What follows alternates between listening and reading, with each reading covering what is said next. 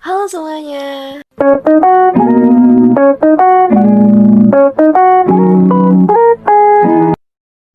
Kenalin, nama aku Natasha Putri, panggilannya Aca, dari kelas 1C jurusan Ilmu Komunikasi Konsentrasi Humas.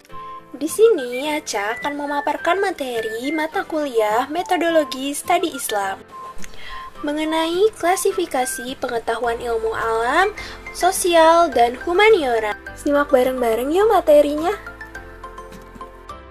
Klasifikasi pengetahuan ilmu alam, ilmu sosial, dan ilmu humaniora.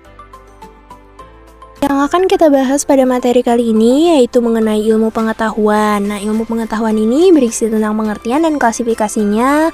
Lalu selanjutnya ada ilmu pengetahuan alam, ilmu pengetahuan sosial, ilmu pengetahuan humaniora, dan yang terakhir ada kesimpulan atau rangkuman-rangkuman dari materi yang tadi telah dijelaskan. Kita akan membahas mengenai ilmu pengetahuan. Bagian pertama mengenai apa itu ilmu pengetahuan. Pengetahuan adalah informasi atau maklumat yang diketahui atau disadari oleh seseorang.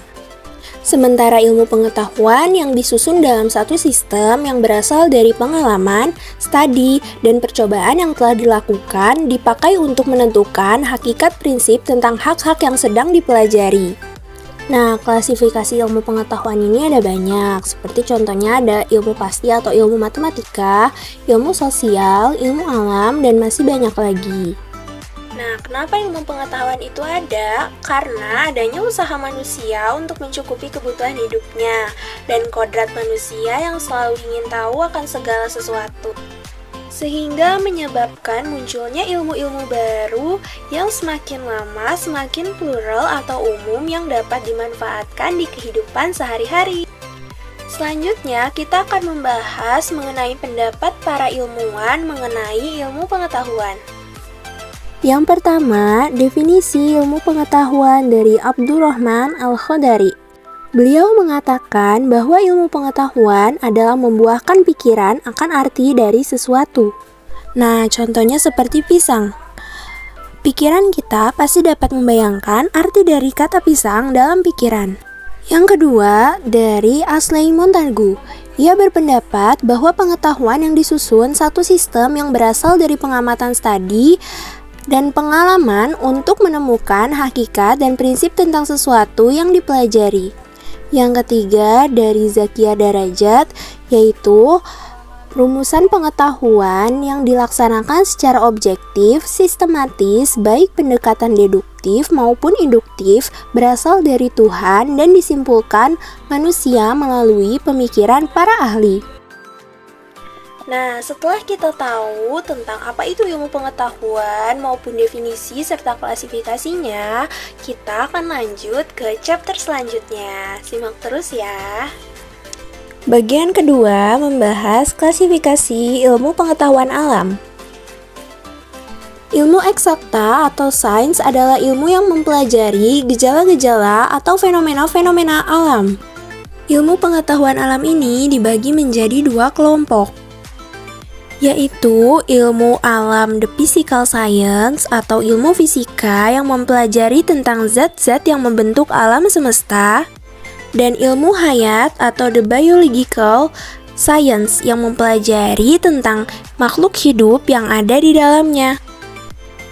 Perkembangan ilmu alam atau ilmu eksakta ini jauh lebih cepat dibandingkan ilmu sosial maupun ilmu-ilmu lainnya. Ini merupakan definisi dari para ahli mengenai ilmu pengetahuan alam. Menurut Sun dan Trowbridge, merumuskan bahwa sains merupakan kumpulan pengetahuan dan proses. Yang kedua, dari Kuslanstun, menyebutkan bahwa sains adalah kumpulan pengetahuan dan cara-cara untuk mendapatkan dan mempergunakan ilmu pengetahuan itu. Maksud dari mempergunakan adalah bahwa ilmu pengetahuan ini dapat dimanfaatkan atau digunakan dalam kehidupan sehari-hari.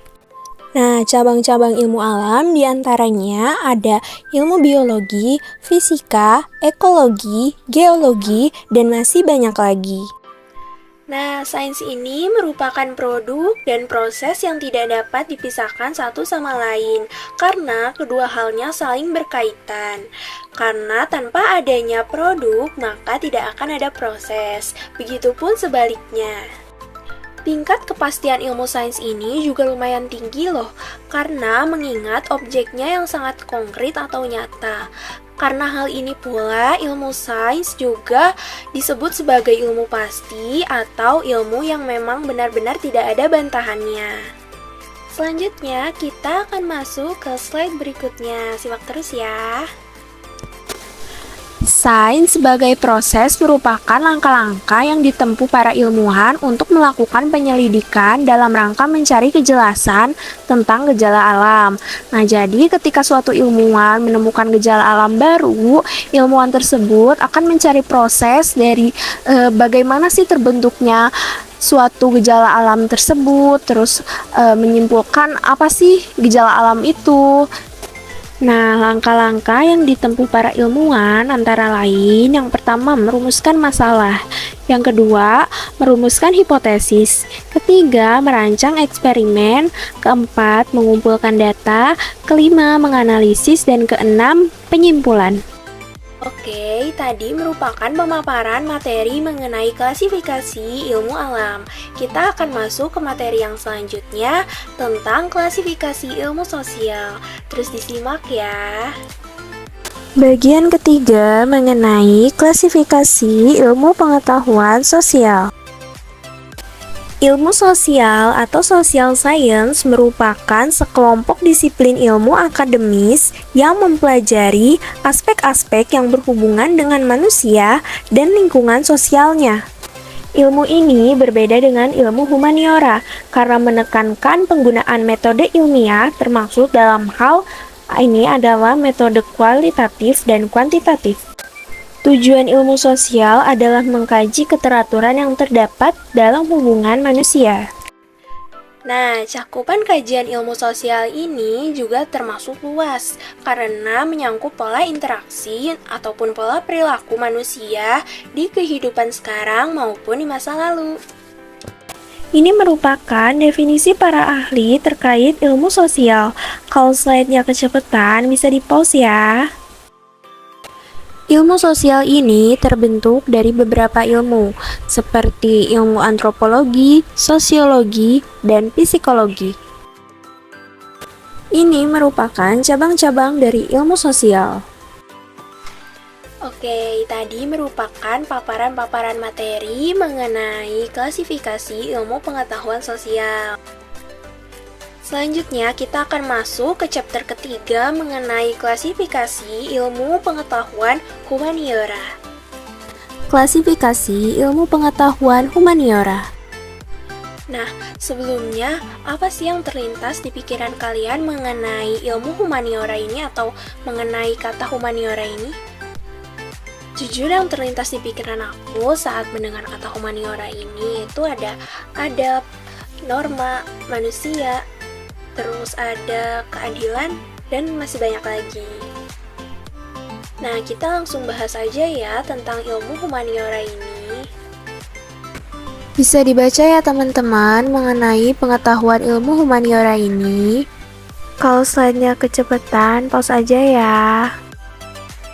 Nah, meskipun humaniora ini berintikan tentang nilai-nilai kemanusiaan atau moral, namun humaniora tidak hanya mempelajari itu saja.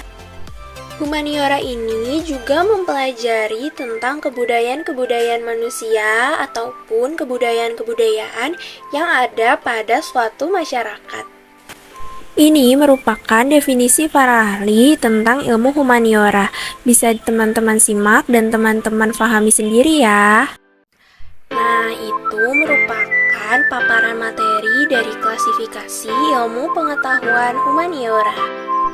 Oke, untuk teman-teman supaya mudah mempelajarinya, di sini aku punya satu slide lagi tentang kesimpulan dari materi-materi yang telah aku jelasin tadi.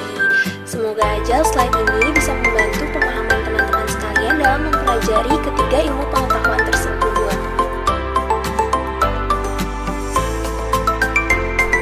Sekian dari saya,